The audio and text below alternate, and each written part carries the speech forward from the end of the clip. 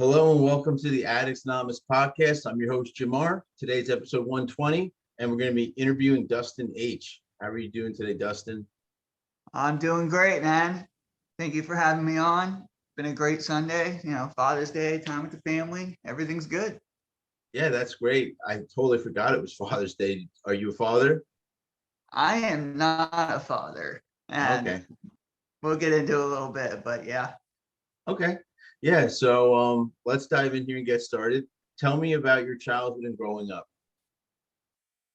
My childhood growing up. You ever hear somebody talk about how, they grew up or they wish they'd grown up in that Full House family? Yeah. That was pretty much my childhood. My mom and my dad were together. They loved each other very much. They loved their kids very much. I have an older brother, an older sister, and a younger brother. And we were, one great big happy family. They were my best friends. They still are today, but we got along great.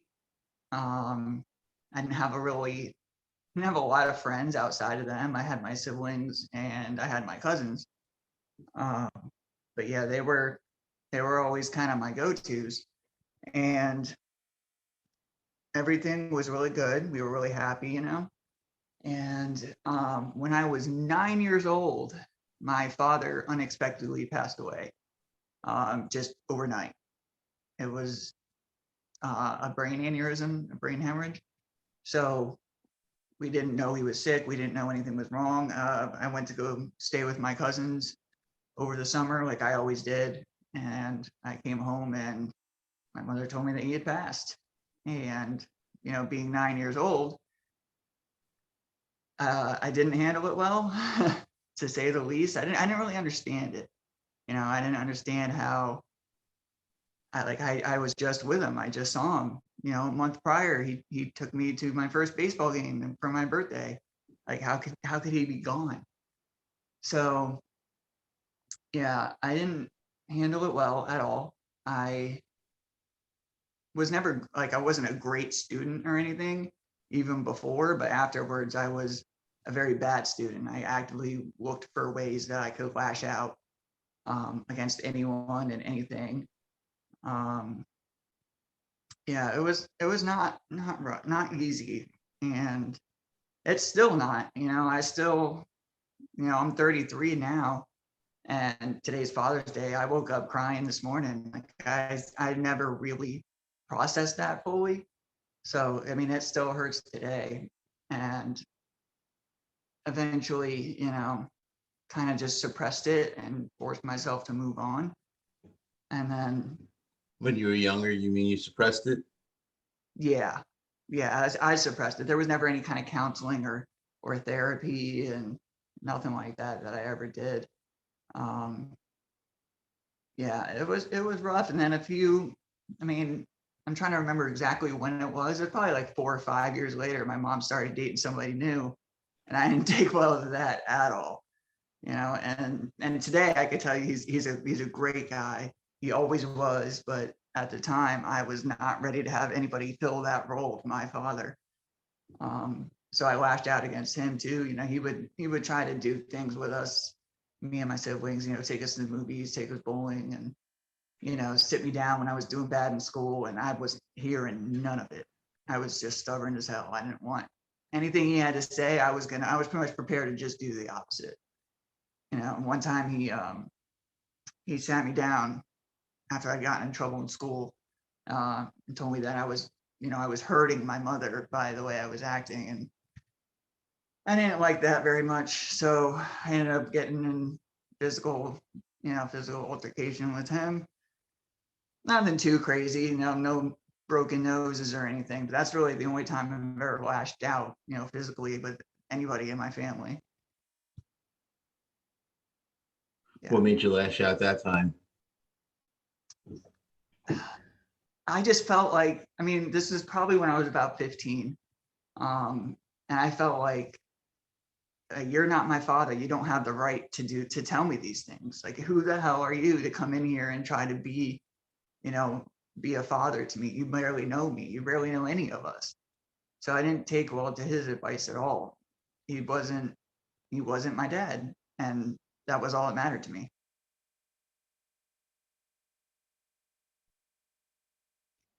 So anyways, um, suddenly I had a lot of friends. I'm trying to look back and I was trying to explain what happened because I was really socially awkward. I was that way my whole childhood.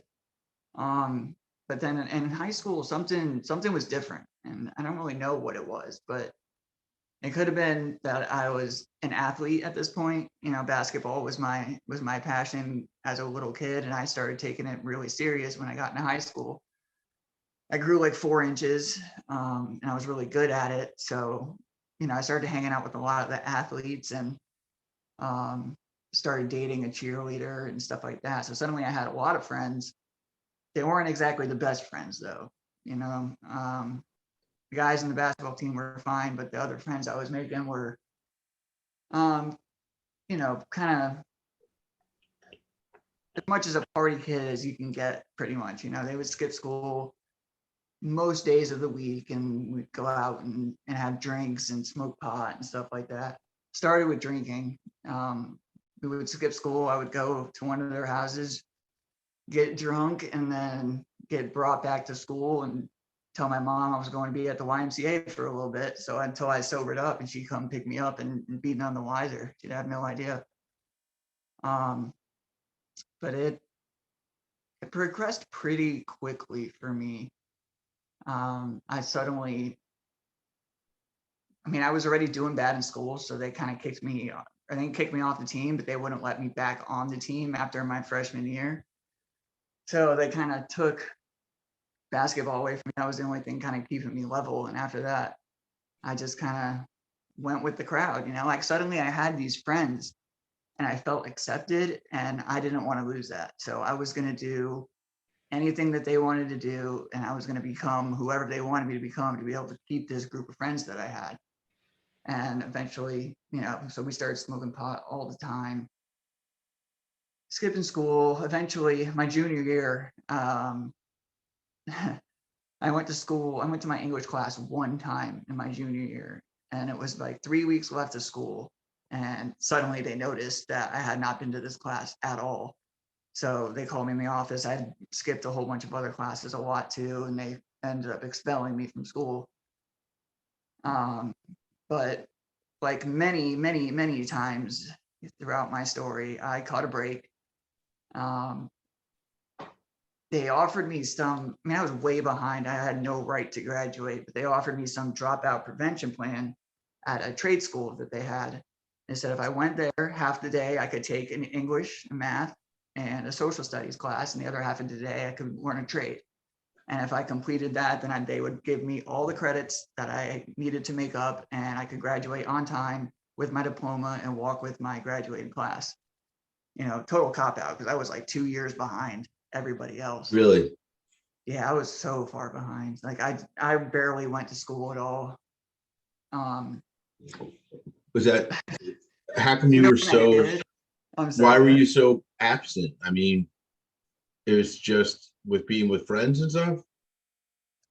Yeah, for the most part. And were you a follower or the ringleader? I've always been somebody that when I did show up, I did really well. Like I remember for my midterm, my chemistry midterm, I wasn't even going to show up, but my teacher had seen me in the hallway. She had said, like, I haven't seen you in like a month, so I pretty much had to go that day. Went and I took the midterm and I scored higher than anybody else. I got like a 92%. And she was convinced that I was cheating. She was completely convinced. So she made me retake the test in a room by myself, and I still scored like a 90% the second time. So like school was never difficult for me. I just didn't like it. Like it was boring to me. I would much rather be out. And it wasn't always skipping to go party. A lot of times I would just skip math class and go to PE so I could play basketball. I did that a lot. A lot of the teachers and coaches weren't really paying attention that I was in 4 PE classes that day. They just didn't really care. And Yeah, but it's eventually, I got the, free pass pretty much, and I got to walk. I got my diploma, and I graduated and walked with my class, and that was really cool. And then after I graduated, when I turned 18, when I turned 18, there was a wrongful death lawsuit with my father. He did go to the hospital. He was blind. He woke up blind, and he went to the hospital, and they turned him away.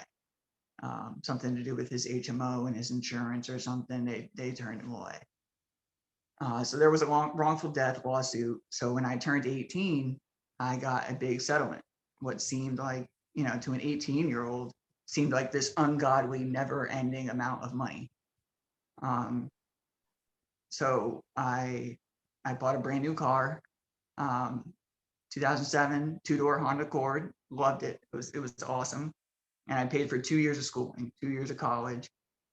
And I went for, I believe, 2 weeks. Paid for 2 years of school, and I showed up for 2 weeks.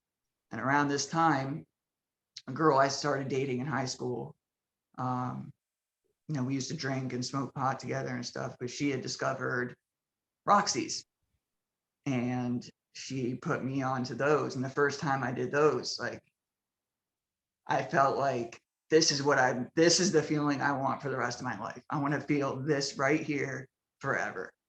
And I had the means to kind of do that at this point, So I started doing those. So school was out of the question. I no longer wanted to be in school. So I had all this money. I wasn't going to school. I didn't have a job. I didn't have any responsibility whatsoever. And it was $88,000 is what I got when I turned 18.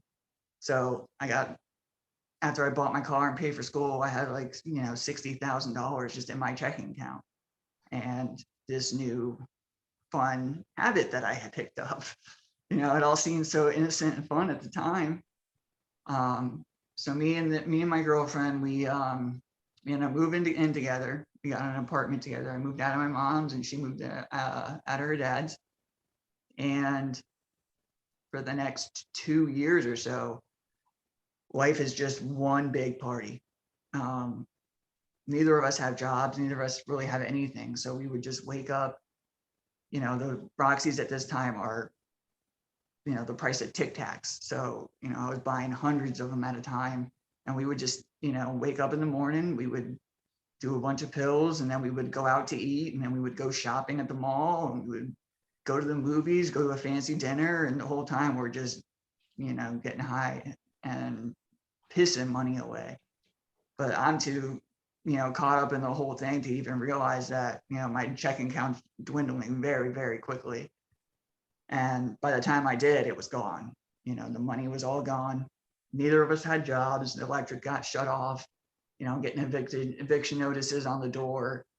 So I didn't really have a choice but to move back in with my mom, and she went back to her dad's. And at this point, I had experienced withdrawals, and I didn't know what was going on, because I had heard about withdrawals before, but like I associated that with, the junkies on the corner shooting heroin, not, like I'm taking a doctor prescribed medication here. Like this doesn't happen to these kinds of people. Like, I don't know. I was too young, too stupid, and had too much money, and that got me in a lot of trouble.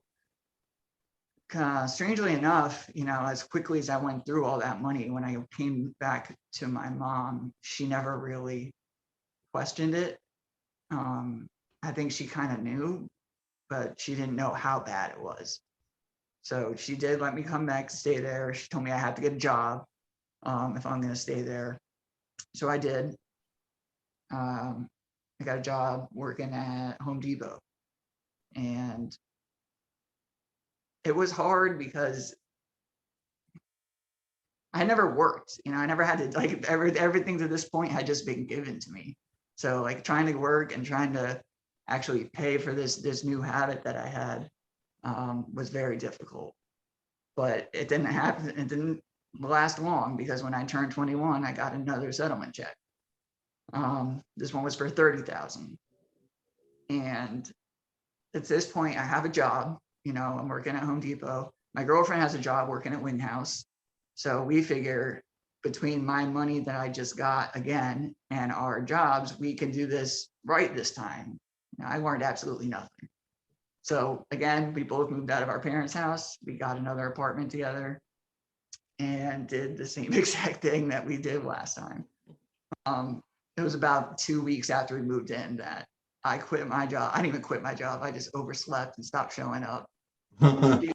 She got a fight with one of the bartenders at Wing House and got fired. But we didn't care because I had money.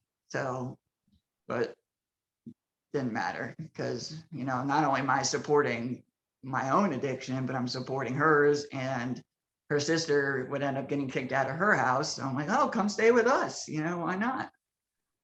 So at this point, my girlfriend starts working at the strip club, takes her little sister with her, and she starts making really good money, like more money than I had. So, but we're still using mine. We're still using my money until that's gone. And now suddenly she's the one making all the money. She's the breadwinner, and her attitude changed completely. Like when I had the money, it was always like this 50-50 thing between us. And then when she had the money, she liked that power that it had over me. But our apartment pretty much turned into one big stripper hangout, with a lot of different drugs, a lot of cocaine, meth, pills, pretty much the whole shebang was in and out of there all day. And part of me really enjoyed it. Like, I was like, this is a crazy lifestyle that I live. Like, look at me, I'm surrounded by strippers. Like, there are times where I looked at them, I was like, man, I'm a fucking baller. No, not at all. Eventually what ended up happening there was, she had made a lot of money right before Christmas at the club. She had like $1,800 and a bottle of pills.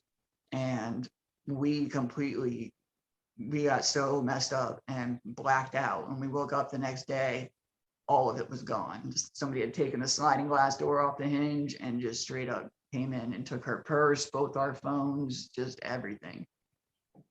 So we had no money again, and the rent was due, and we knew we shouldn't really even pay it. Like, we should be looking for something else to do, but that was kind of forced on us. So, and again, she went back to her dad's. I go back to my mom's. And at this point, the Roxys are getting shut down. They're harder and harder to find, and they're more and more expensive. But I'm still very addicted to them, and I need them. I can't function without them. So what ended up happening was the Dilaudid were just much, much cheaper and much easier to get, but I didn't like them. I don't like these, these things suck compared to the freaking blues that I'm doing. And somebody tells me, well, that's what because was you're the doing difference? What did Dilaudid feel like versus the blues? Well, I used to snort the blues. And for some reason, when I would snort the Dilaudid, it felt like it would take like 3 times the amount. And again, a lot of that was probably just my tolerance was getting insanely high. Like I was doing anywhere from 8 to 15 a day, depending on how much money she made at the club or how much money I had. So, and we switched to doing Dilaudid when the money was a little bit tighter, so we couldn't get as much. But I didn't like them. I wasn't getting that same feeling anymore. And somebody tells us, well, you're not doing them right. He said, you're not supposed to snort these. You're supposed to be shooting these up. That's how you get the feeling out of these. And I wasn't going to argue it. I was like, all right, well, show me how to do that.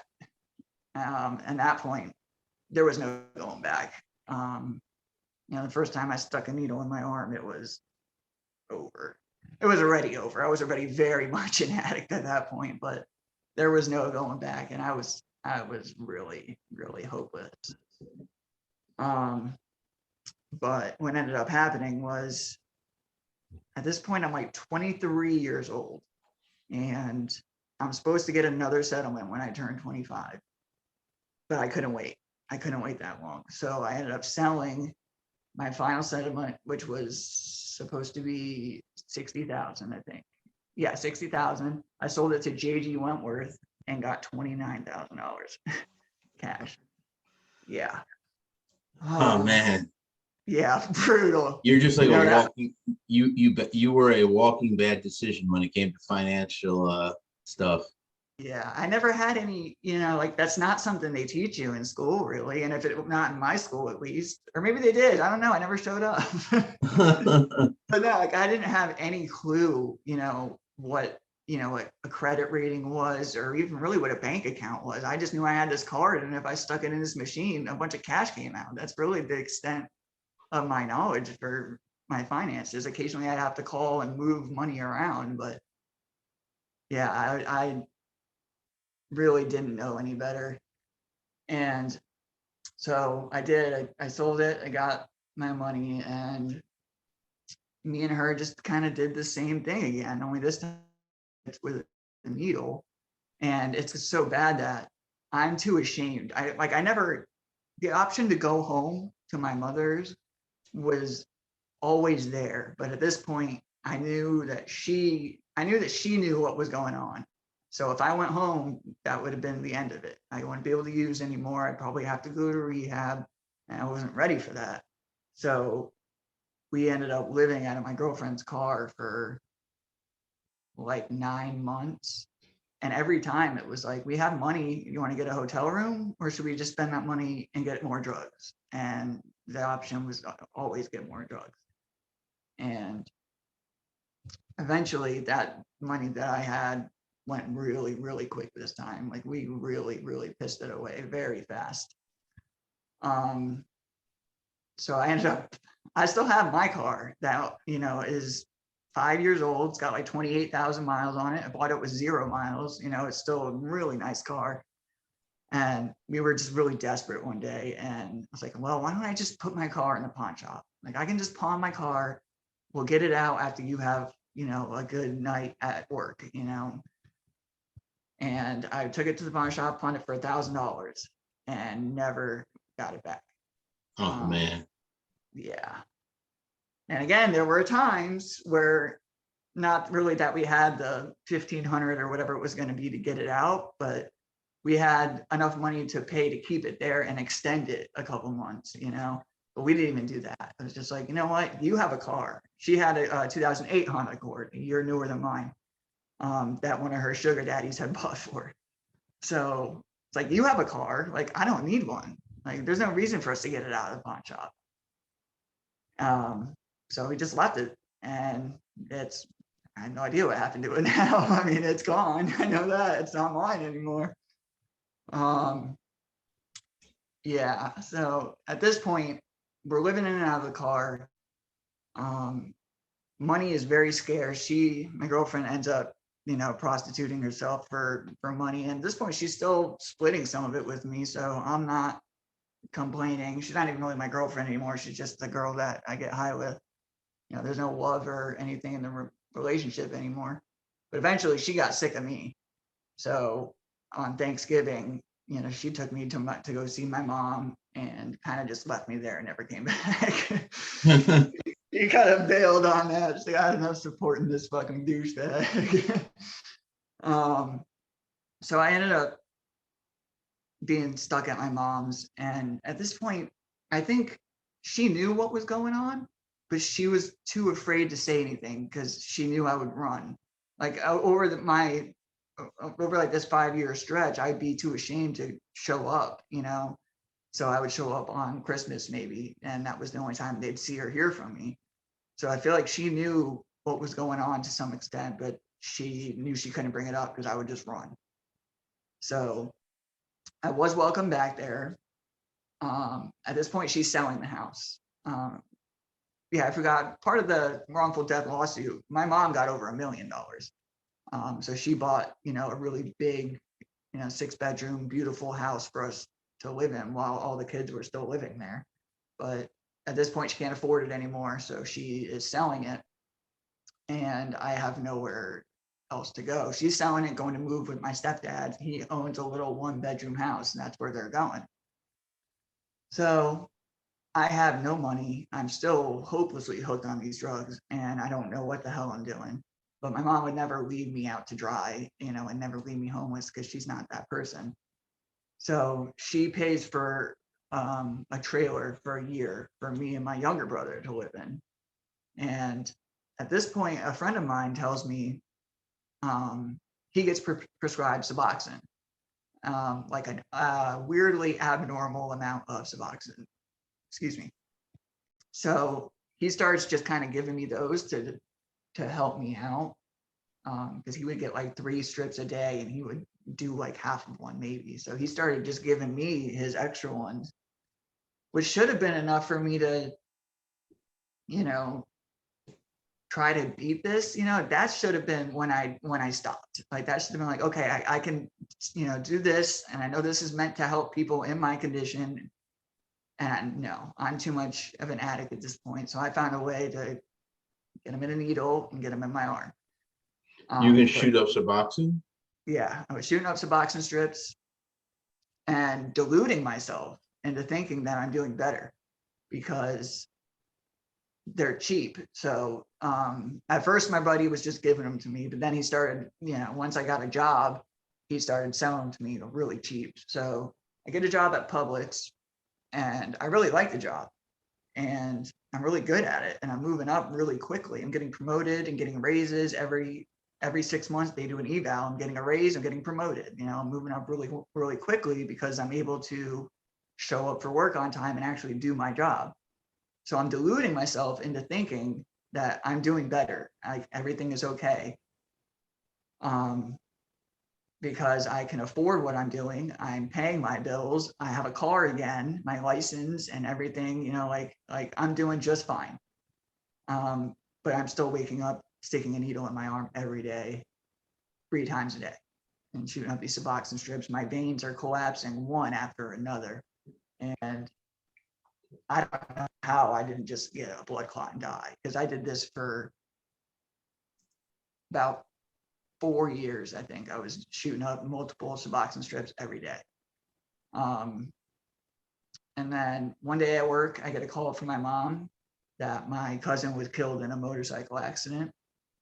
And he was the one that got me through my father's death. And he's been my best friend throughout my childhood.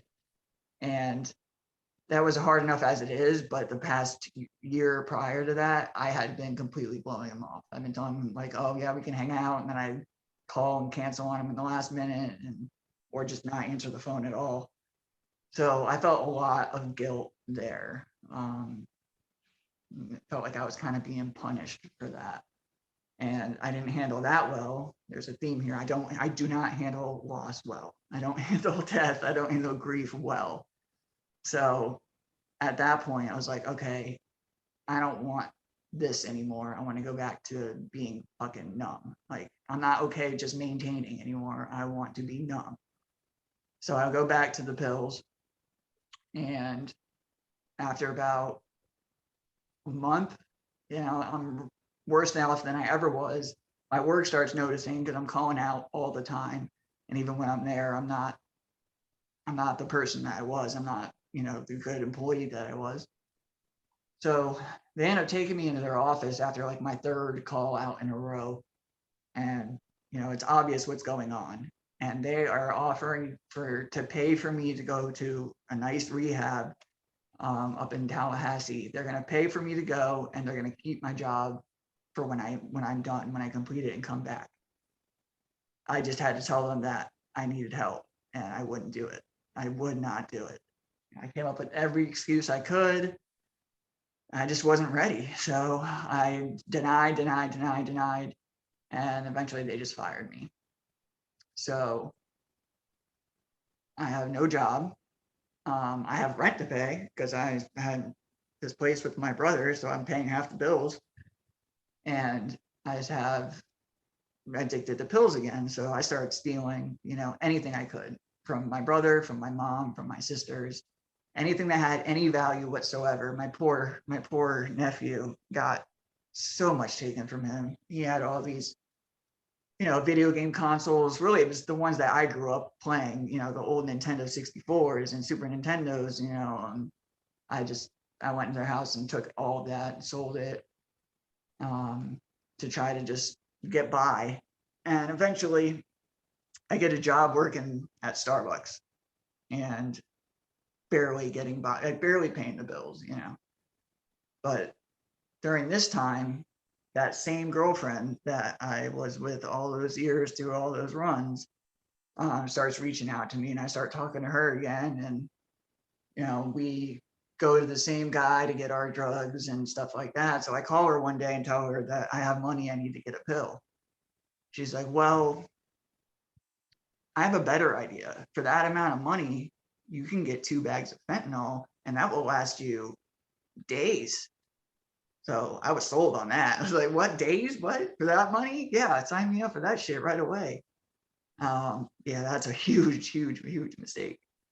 And again, once I tried that, there was no going back, you know, like I tried to go back to the pills and it was like nothing.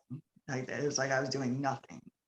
So that's what I stuck with. I stuck with the fentanyl, and what at first was saving me money compared to the pills, that was a very brief amount of time, because suddenly there just wasn't enough in the world. It didn't matter how much money I had, didn't matter how much drugs I had, it wasn't enough, like even to get me through the day. You know, I'd get my tax return and spend $700 on fentanyl, and it just wasn't enough ever. So eventually I'm stealing, I get yeah. Eventually I get fired from Starbucks, and I'm miserable. Like I look like shit. I look lousy. It's very clear that, you know, from looking at me, like this guy's a hopeless junkie.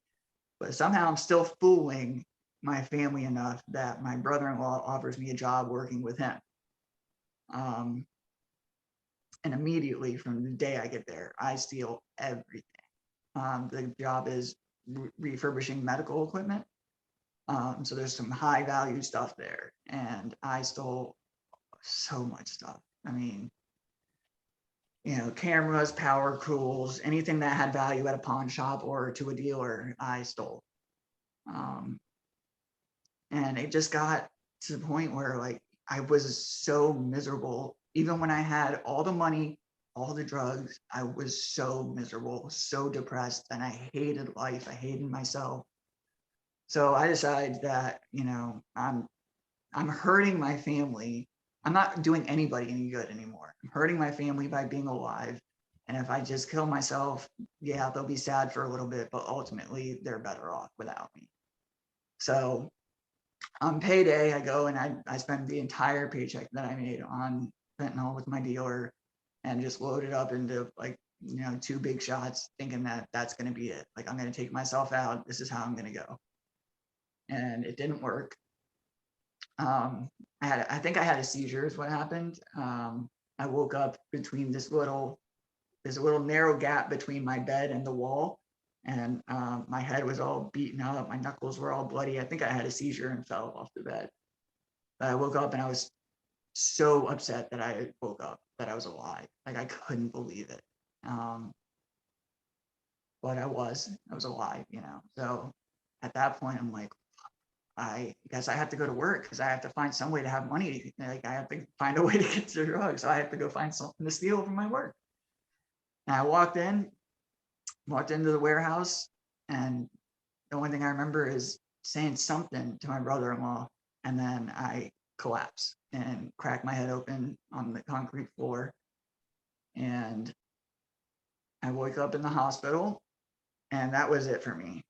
That was my mom was there, and I told her, I told the doctors, told the nurses, like I really need help. I am very much a hopeless addict, and I don't know what to do. Like I don't know how I can get out of this. And I don't think I would have. I don't think I would have admitted that if I didn't have a major brain injury, because I'm really, really stubborn. Like I thought I probably would have felt like, okay, how can I manipulate my way out of this and get out of here so I can still get high? But that's not how it went down. So they get me in the hospital. I have sepsis, I have endocarditis, and I have tricuspid stenosis. They told me, you know, I'm about an hour away from death, and they're going to do everything they can to keep me alive. Thankfully, they did. I was in the hospital for 11 days. And the whole time I'm there, they're trying to, they're sending these peer consultants. I was at Baycare, and they're sending these peer consultants over, to tell me about my options, and ask me, do you really want help? Because if you want help, there's help here and it's available.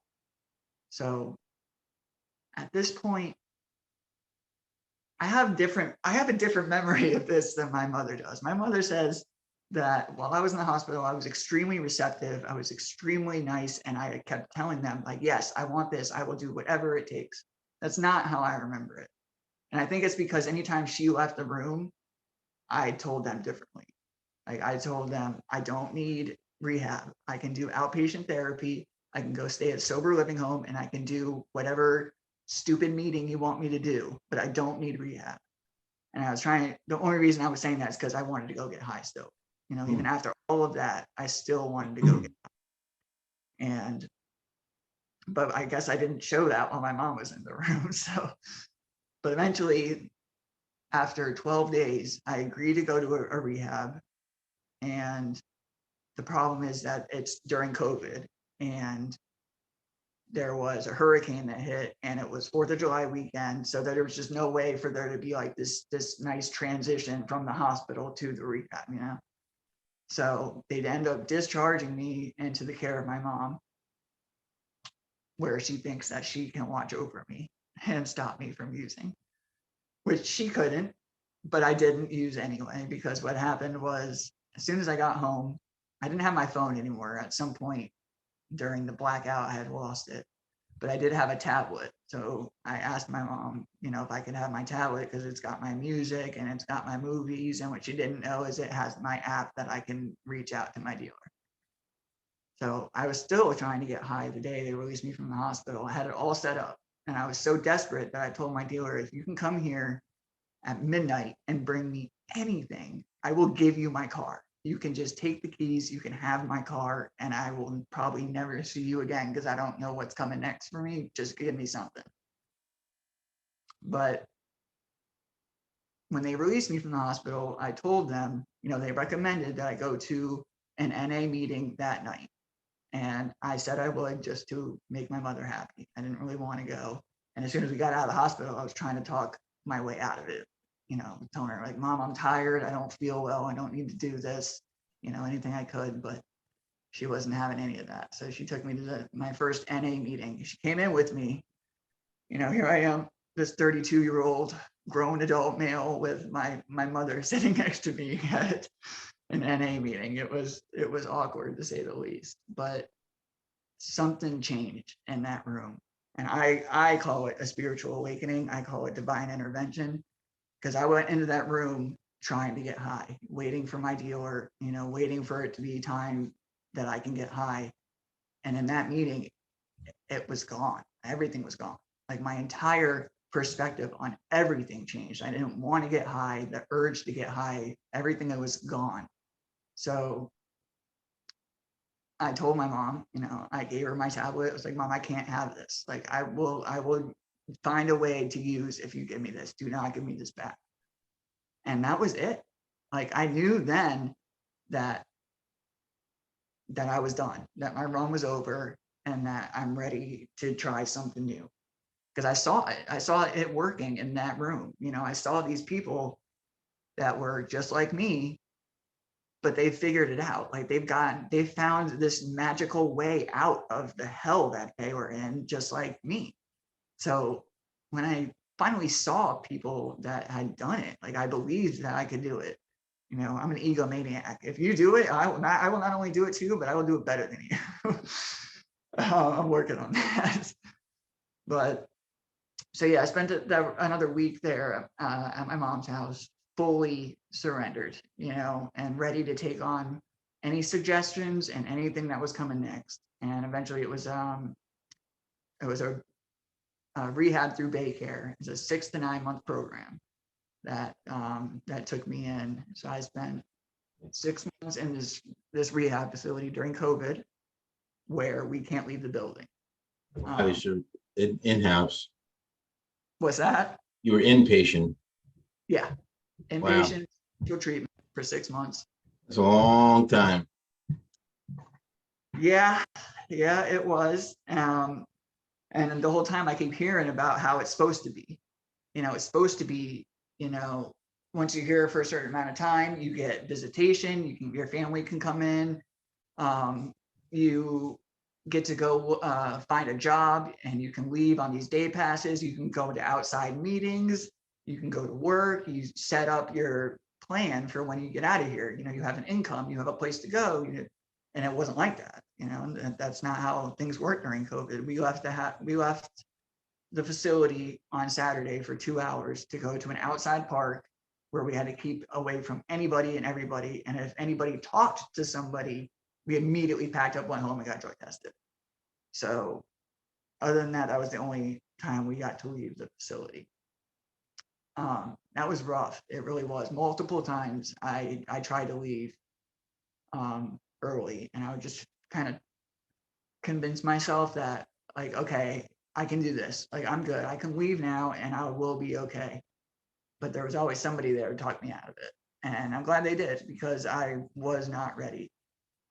I didn't technically finish the program, though. It's a 6 to 9 month program. I was there for 6 months, and I had missed Thanksgiving, and they let us do a virtual visit, and I saw my entire family. I have a very big family. 40 people on this Zoom call. They're all together for Thanksgiving, and I'm sitting there and freaking rehab. And I was like, I can't do this. Can't do it anymore. So by the time Christmas came around, I was not having it. It's like, okay, I'm done. Like, I need to get out of here. It's been 6 months. I feel like I've gotten everything I can and need to get from this program, and I can go out there and I can live my life and I can do it sober. So I set up a plan to leave the rehab and go to a sober living house, where I stayed for 5 months, and that was great. Really, really fortunate that it worked out the way it did. I don't know if I really needed. The offer was available to go stay with family as soon as I got out, but I felt like the safe thing to do would be to go to a sober living where there's a curfew. I can't have people over, and there's random drug tests. Like, I felt like I still kind of need that accountability. I can't go from living in this isolated little bubble where there's no threat of anything to just being thrown right back into the real world at my own, my own free will to go do anything I want. Like, I feel like that would have been a recipe for a disaster. So I, chose to go stay at the sober living house for 5 months. And that was up until pretty recently. Last month, I moved out of there. I stay with my sister and my brother-in-law right now. They have a really, really big 5-bedroom house, and they only have 2 kids. So they have an upstairs that's pretty much guest bedrooms and the kids' playroom. So they offered me to come stay here with them, and kind of just, because what the problem was, like, with the sober living, was I don't make enough money. Oh, I forgot something. I'm sorry. I currently work at that place that I was robbing blind before, the place that I blacked out, hit my head, made a complete ass of myself. My brother-in-law vouched for me, and I completely embarrassed him. As soon as I got out of rehab, the owner called and asked, said he's a firm believer in second chances. He sees how hard I was working to turn my life around, and he offered me my job back, which was just the biggest blessing in the world, because I didn't know. Amazing. What's that? It's amazing. Yeah, it is. And sometimes I forget how grateful I should be, when I'm at work in the warehouse and it's 105 degrees, and I'm kind of get pissy, but it doesn't take long for me to remember that, like, I should not be here. First of all, I shouldn't be alive. Medical science, I should have died, and I should never have been able to wake up when I blacked out and hit my head. I was bleeding. My heart was bleeding. I had, my lungs, my liver, my kidneys, everything was shutting down, and just, why should I not be alive? But most people struggle when they get out of rehab, I'm very blessed that I didn't have to, because my family never gave up on me. They were my biggest supporters throughout the whole thing, and they've pretty much turned their lives upside down to make sure I have everything I need to succeed now. I feel guilty about that sometimes because I have met a lot of really good friends along the way, you know, in the rooms of NA, which isn't the fellowship that I belong to. And I see it all the time. You know, I hear people talk about in meetings and stuff how, you know, it's been years, you know, that they've been clean and their family disowned them and they won't let them back in and they can't get their kids back. And I feel guilty sometimes that I almost feel like I had it easier than everybody else. And then, you know, feel like I didn't deserve what I have. I didn't deserve a second chance. I didn't deserve a place to stay and, you know, all these things that I have. That's something I still struggle with. It really is. But yeah, so I'm sorry, I got sidetracked there. I moved out of the sober living house because I couldn't find an end game. There was no end game in place because I don't, you know, I don't make bad money, but I wasn't making enough to where I could pay my rent at the sober living house and still save up money to eventually, you know, to move into a new place. You have to have security deposit, first month's rent, last month's rent, you know, all that stuff. And I was never going to be able to save that up if I was paying rent at the sober living. So my family offered me to come stay here with them. They don't charge me anything. So everything my paychecks just kind of go into savings until I can get a place of my own, which is beyond, again, being beyond incredible. You know, I truly am blessed. And that's what recovery does. You know, like you can see my smile, they were gone. I had no teeth. I had no teeth. Yeah. A couple months ago, my aunt paid for me to have my dental work done so I could have a smile again and actually have some kind of self-esteem back, you know, because I was feeling pretty crappy about myself. But as far as my recovery goes, I really try to put it above all else. And in the beginning, it was easy to do. In the beginning, I looked forward to those meetings all day long. Like that was where I wanted to be. That was where I felt comfortable. It's where I felt at home. But as I've gotten a little bit more clean time, my 1 year is in July 1st. So coming up soon. 11 days, I think, something like that. Yeah. No, I don't have a lot of clean time. You know, I'm not one of the old timers. But as I've gotten further away, it's gotten easier to be like, oh, I don't need a meeting today, you know? And I really try to catch myself when I feel myself getting complacent, because I know that's one of the first things that people talk about will take you out. When you start telling yourself, oh, I'm too tired to go to a meeting today. I'm too tired to call my sponsor. I'm too tired to do my step work. You know, it gets real easy to get into that pattern, and then it gets real hard to break away from it. And, you know, I suffer from what you'll hear in the rooms as terminal uniqueness, especially in the beginning. When I first went into the rooms, the first meeting I went to, I had a spiritual awakening. I really did, and it was an incredible feeling. And I went to a meeting every day that week until I went into rehab. And as like my second or third meeting, I'm kind of looking around like, these people are full of shit. Like these people are either A, they're lying and they're getting high still, or B, they're only here because they're court ordered. Like these people cannot possibly be living the life that they're saying and possibly be happy. And if they are not addicts in the way that I was an addict. That's just kind of how I felt, you know, like I always had to be different in some way. And then as I stuck around a little bit longer and started hearing people's stories and stuff like that, my terminal uniqueness went the other way. And it went to, my story is nothing like theirs. All these people have had it so much harder than me. Like, I don't belong here. Like, I don't belong here. Like, I had it so easy. You know, my family's still here for me. And I never been arrested. You know, I never been to jail. I never really was homeless unless I chose to be. Like, I felt like my path to getting into the rooms was so much easier that I almost didn't deserve a seat there. You know, I always felt like, I don't know, I would always look for differences, you know, and excuses as to why I shouldn't be at this place, why I don't need this meeting, you know, and that's so dangerous. It's such a dangerous game to play, but I'm getting better at it. I try not to compare stories. Doing this, what we're doing right now is like my biggest fear, you know? And I always said that, like, this is like, I don't want to do it because nobody's going to relate, you know? Like, there's no trauma in my past. I've never been arrested. You know, I had a great childhood. Like, nobody's going to relate to that. And as soon as I said that, when I had told my story earlier, I had like 8 people message me on my inbox saying like, "Oh my God, I relate so much to you." And I was like, okay, that made me feel good. You know, I got to stop doing that where I look for all the ways we're different instead of all the ways that we're same. We're just addicts trying to live a better life one day at a time. That's really what it comes down to. Yeah, absolutely. No, I completely agree with that. I rambled for a very long time. I'm sorry.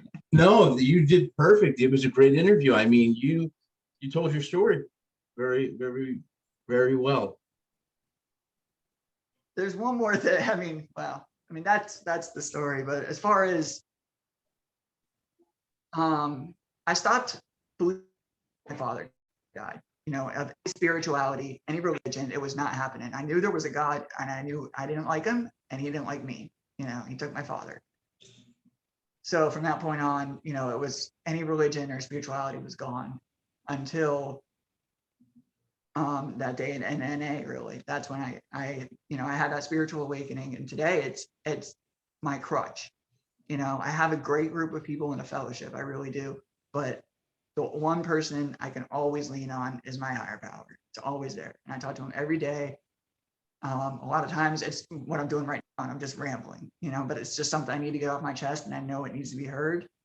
Um, and he's always there, and that's a huge thing, you know. It was hard in the beginning for me. It really was. I would, if I knew that NA or AA, if I knew there were spiritual based programs, I never would have went. Like, I never would have set foot in those doors. And like, nope, this is immediately, it's not for me.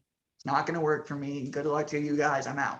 You know, thankfully I didn't know shit about NA before I went into the room. So that really worked out great. And as far as I've been pulled over, I brought all that up to say that I know God was always with me. Even when I wasn't with him, he was with me, because I have been pulled over during my addiction with a suspended license far more times than I could tell you. It's at least 20.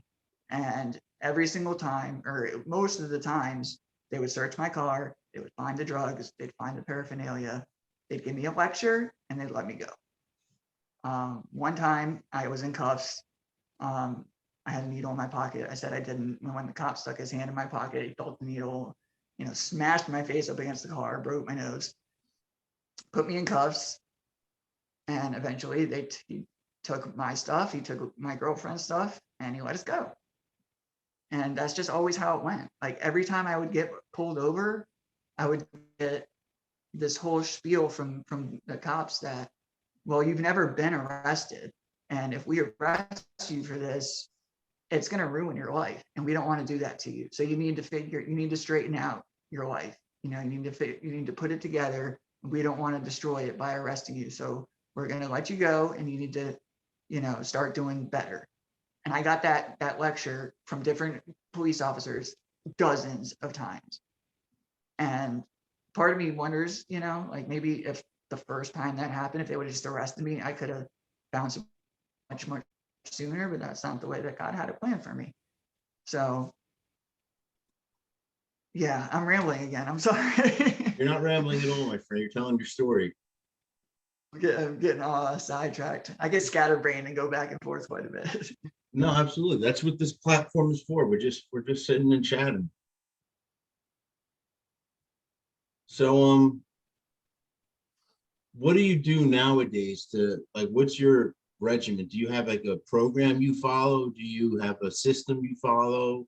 Anything like that? Or just a set of morals? Like, what guides you nowadays, I guess would be the question.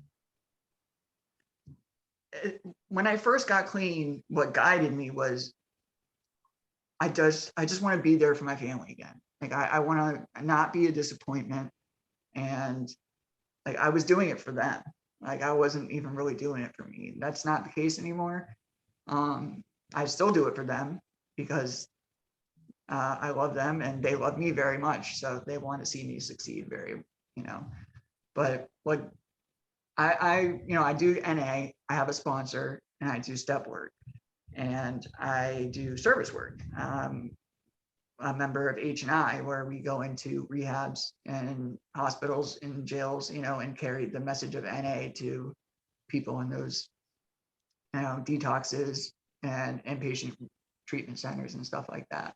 It's been a little bit difficult because I spent my entire life living in Pasco County, Florida. That's where I was born, and I lived there my entire life until last month.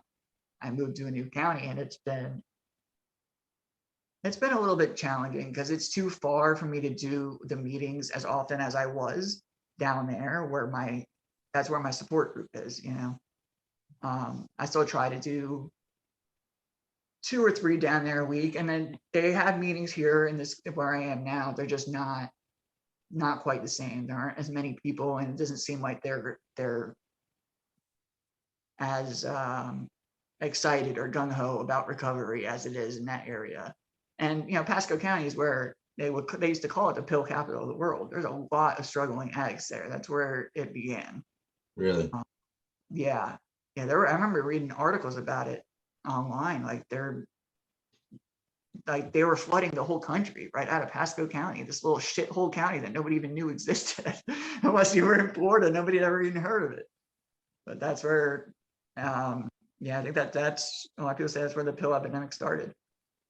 So there are a lot of people there. I mean, there's a lot of, active addiction people still too, but there's a lot of recovering addicts that have really been through it. And that's who I stuck to, the people that have gone through it and have come out on the other side when they have, clean time, and they carry a message, and they live a life of recovery. They are out there every day trying to help still struggling addicts and better themselves. I work a 12-step program so I can be a better person myself, find my character defects, I haven't reached step 9 yet, but make amends to all of these people that I had wronged. That's what guides me today. And I feel like I have purpose today because all I want to do is help other addicts. That's all I want to do. I want to be, and if it's just one person throughout the rest of my life, if I reach one person and help them, that's enough for me. I actually am going back to school in August. I just enrolled. My financial aid came through, and I enrolled. The college that my mother works at is offering a degree in substance abuse counseling. I'm really looking forward to it. I cannot wait to get into that. That's what I know I want to do with my life now. I want to work in substance abuse counseling in some form or another. That's great. That's great. Yeah, I was just talking to someone before they're a counselor. But yeah, that would be a great gig. I mean, especially if you just want to help out fellow addicts and pay the bills. The only problem for us here in Jersey is the pay for here in Jersey. They don't pay you enough to live. Like you wouldn't be able to pay your rent and stuff like that. I've heard that here too, actually. When you're picking out your classes it's called Pasco Hernando State College. That's PHSC is where I'm going. When you're picking out your degree that you want to work towards, they give you the average salary for that position, or for that what somebody with that degree makes. It's not much, but I don't care. I know that's what I want to do, and as long as No, I I make would enough love to do it. to pay my rent, that's good enough for me. Yeah, unfortunately here it literally wouldn't even pay your rent most likely. That's the problem. I That's know. Well, that's why I like doing this and getting involved in Addicts Anonymous, because it's kind of like I get to do what I want. I'm dealing with addicts, I'm helping people, I'm talking to people like you all the time. We do a lot of stuff. We have a virtual sponsorship program we just started. So I do a lot of things to help addicts that actually I may not even been able to do if I was just working somewhere. You know what I mean? Yeah. We've got a lot of reach for what we do here, being that we're online and virtual. Yeah, absolutely. And I know my counselor while I was in rehab told me that, she's like, I got into this profession because I wanted to help, suffering addicts, and that's not half my job anymore. She said, half my job is clerical paperwork and I hate it. She's like, this is what I want. Like, I want to be sitting here with you, and half my day is locked in my office doing paperwork. And that's what I don't want. I want to be one of those people that came to see me in the hospital to get them, find them a pathway to recovery, and help them find their recovery. I don't want to be locked in an office doing paperwork. That's like my living hell, is it being in an office doing paperwork. Yeah. So my last, say again? No, I was gonna say, you got any other questions for me? My last question is, do you have any advice for people watching and listening? My biggest advice, again, I'm still new at this. I make a lot of mistakes. Trust me, I have made a lot. My biggest advice would be, I'm a firm believer in a 12-step fellowship, whether it's AA or NA, a fellowship of some sort. I know Celebrate Recovery, I've heard really good things about. Smart Recovery, I've heard really good things about. Find and get connected to a fellowship. This is an incredibly, incredibly difficult thing that we do. It's a fight every day, and nobody should have to do it alone. So I have found that this is what works best for me. I found a fellowship. I found a group in that fellowship that I stay connected with, that I can call when I'm having a tough time with something, and I know they're going to be there and they can help me through it, because there's nothing worse than an addict alone in their own head. It doesn't end well. So for me, the best advice that I can give would be to, find your home in a fellowship, find a mentor or a sponsor. And I think for me, the recovery has come from working a 12-step program. Working the steps has been where I started to discover more about myself and find freedom. Yeah. Where people can also check out our 10 steps. It's very very focused on helping yourself through inner strength and courage. But yeah, we've got a set of steps that's pretty cool also. But yeah, there's do you have anything else you wanted to add? No, no. And like I said, there's no one right way to do it. I just encourage you to I don't know. I feel like if it was me, if I had gone to somewhere, especially early on, if I had gone to a fellowship that I didn't immediately click with, it would have been so easy to give up. There are a lot of different pathways to recovery. So if you find one that doesn't really fit right, there are a lot of others out there. So don't give up. Exactly. That's what I know. No one is the end all say all of all addiction. So if you even go on my website, there is a link to AA and NA, Gamblers Anonymous, Sex Addicts Anonymous. I have links to other places because I know that mine may not be for you. So someone might see that they don't like my 10 steps, click on resources, and then next thing you know, they find AA and they end up doing the 12-step program. So that's why I like to have resources for all the different groups. Yeah, absolutely. Yeah, because no one is perfect, and there's so many different personalities on this planet. You're never gonna make everyone happy. You're gonna, like you said, never going to be an all-encompassing recovery for all addicts. That's just not. We're all exactly. we're all individuals with our own problems, and there's always going to be there's always going to be an option for you. You just got to find it. Exactly. So yeah, I think that's a good place to wrap up. So right. For everyone watching and listening, if you like what you heard and saw, go below and give us a like. Also subscribe, and you'll see when we upload new videos and interviews. You can also find us on Twitter, Reddit, Instagram, Facebook, and TikTok. If you go to our Facebook group, you'll see a lot of literature under the files tab. You can also actually go to our website, which is addicts-anonymous.com. And there you'll find more approved literature under that link. And there's also a ton of resources under the resources tab. So that's all I have for today. And until next time.